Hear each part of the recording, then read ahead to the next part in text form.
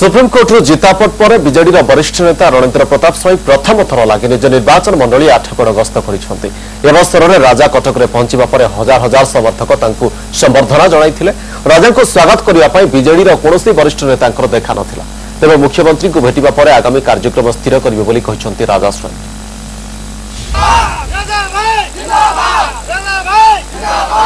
जिंदाबाद और जय जयकार ध्वनि रे उछुली पड़ता कटक रेल स्टेशन में राजा स्वाई हजार हजार समर्थकों भिड़ हाथ में प्लाकार्ड और फुलतोड़ा सांग को चक्रांतकारी विरोध में कर्मी कड़ा स्लोगान। सुप्रीमकोर्ट को राय पर ओडिशा फेरी रणेन्द्र प्रताप स्वाई और राजा स्वाई धौली एक्सप्रेस रे राजा आसी कटक रेल स्टेशन में पहुंचले दिन 12:20 ट्रेन ओह्लैवा मात्रे स्वागत करने कर्मी मध्य आरंभ हो जाइतिला प्रतियोगिता। 5000 अधिक राजा समर्थक एकजुट होइतिले कटक रेल स्टेशन में। तेबे ट्रेन ओह्लैवा परे राजा विभिन्न गणमाध्यम प्रतिनिधि माननकु भेटितिले।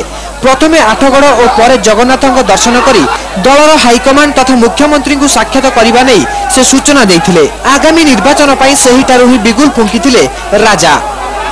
जो स्नेह ममतार मु 20 वर्ष हैला बंधित जो स्नेह ममतार आठगड़वासी मते स्वीकृति देइछथि जो साधनार पीठस्थली है आठगड़ से आठगड़वासी ग्रहण में मुझे से माने मत सृष्टि करिसें जहाँ निर्देश देवे मुझे अनुसार कार्यक्रम करी।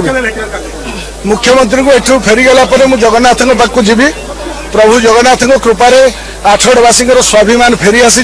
राजा को एक विराट शोभायात्रा कटक शहर परिक्रमा कर जाइथिला।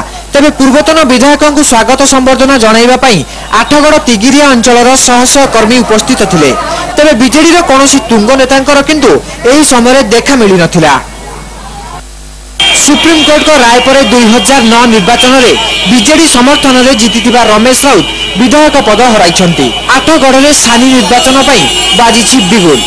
कटक कैमरा पर्सन अभय मलिक देवी प्रसन्न खुंटिया रिपोर्ट कनक टीवी।